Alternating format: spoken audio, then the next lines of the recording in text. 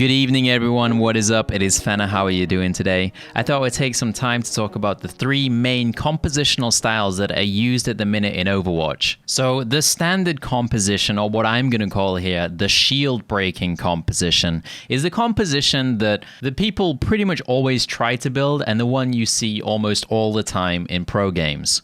The general idea of this composition is to have a Reinhardt and then have a bunch of heroes behind Reinhardt who can do a lot of damage to, in theory, break down the enemy shield faster than they can break yours. Once the shield is broken, that can allow your high DPS heroes to go ahead and get picks with the amount of damage they can put out and the amount of damage potential that they have. This composition is basically middle of the road, and it's not super fast and it's not super slow. In fact, it's good at pretty much everything. It doesn't really have any weaknesses. You could play this kind of style on pretty much any map and be happy with what you have. Two of the big heroes in this composition right now are Roadhog and Soldier. Both of them output just insane shield DPS, and when the shield is down, they are so good at killing pretty much anything. Roadhog with the pick potential with a hook, and Soldier just with the insane DPS at a very long range. Since you're running a Soldier pretty much 90% of the time with this style of composition, that means that Ana is one of the primary support picks. The combination of Soldier plus Ana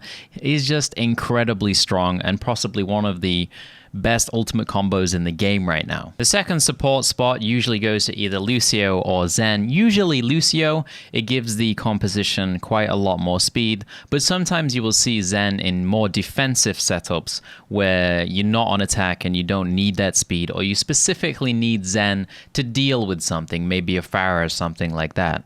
Which leaves the last spot open, which is generally, pretty flexible. A lot of people take Xayah here, but you can fill it up with any hero that can put out a decent amount of DPS, Pharah works, McCree works. This spot generally has a lot more freedom than the other spots. And you don't have to use Soldier for the main DPS slot either. As long as you're using a hero that can put out a reasonable amount of shield DPS, then this style of composition will generally work.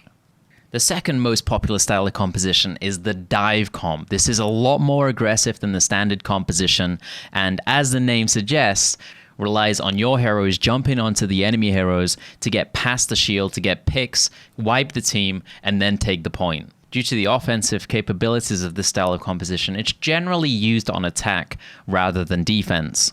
The tanks that you'll generally see in this style of composition are usually either Winston or D.Va, and then along with Xayah as well, because Xayah can bubble the people that are jumping in. The DPS that you'll generally see in this composition are usually Tracer and Genji, but you could also see something like Pharah as well, who can get up. She can't dive on the enemies, but she can get high enough so she can shoot over the Reinhardt shield, putting on pressure even though the Reinhardt shield is in the way. Widowmaker can also be a good DPS pick for this composition as well, because with so much pressure coming out from the jumpy tanks and the other DPS player as well, it's very likely the enemy team is going to get a bit messed up, and there's going to be heroes coming out from behind the Rein shield. Maybe Rein will put his shield down to hit the people that are on his teammates, and that opens up space for Widowmaker to try and get picks. When it comes to support with dive comp, you're definitely going to want to be looking at Lucio. The speed boost is essential to this style of composition and cannot be traded with any other support. You basically need it. Zenyatta is usually the second support of choice because the Discord Orb really helps your teammates that are diving take down enemies that they want to take down. That 30% damage boost is just so useful. However, if you are running a Pharah with this setup, you could definitely run a Mercy to get the damage boost on the Pharah, and you could just use Ana because Ana's pretty solid all around. She can do damage herself, and she has the utility in that sleep dart if she can get off on someone while everybody's fighting. The dive composition is an ultra fun way to play the game, and I wish more people on the competitive ladder actually used it. And the third most popular composition, which isn't that popular at all really, and it's also thrown into more specific situations, which would be first point defenses on assault maps or first point defenses on hybrid escort maps. It's the builder comp. So this composition, as the name suggests, is built around both Symmetra and Torbjorn. And the idea is that if you can hold the first push of the enemy team game, then you get yourself into an incredibly strong position, either with shield gen or teleporter, along with all of the armor packs that Torbjorn's going to be throwing out. If you can stack armor packs along with shield gen, your team becomes incredibly hard to kill with the amount of HP and armor they have, and it makes it very difficult for the enemy team to actually push in after that point.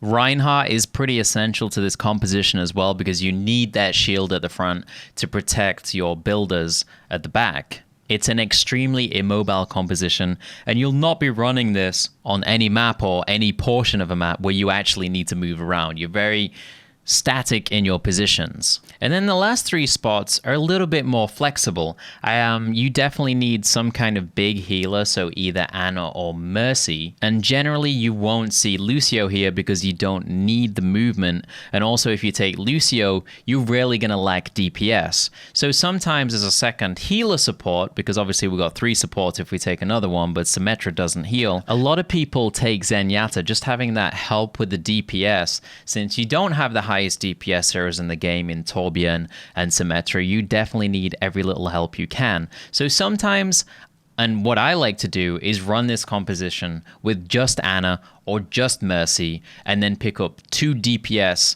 with 1 tank. The other advantage of taking 2 DPS and 1 tank is that DPS heroes benefit more from shield gen and armor packs. Soldier, McCree, Tracer, Pharah, all great DPS picks in this, even Junkrat if you're feeling a little bit spicy. However, the most common setup for this would definitely be Reinhardt plus Roadhog plus a DPS plus Symmetra plus Ana plus Zenyatta. You gotta remember that Roadhog pretty much counts as a DPS anyway, he's not low HP. Anyway, this composition can be extremely powerful on point 1 defenses, especially if you can hold the first push. It kind of just snowballs from that point. Once all of the armor and shields are going around, you just become stronger and stronger and stronger. Anyway guys, that pretty much sums up the 3 most popular compositions in Overwatch right now. I hope you enjoyed this and hopefully learned something as well, and I'll see you guys in the next one. Thanks for watching guys, peace.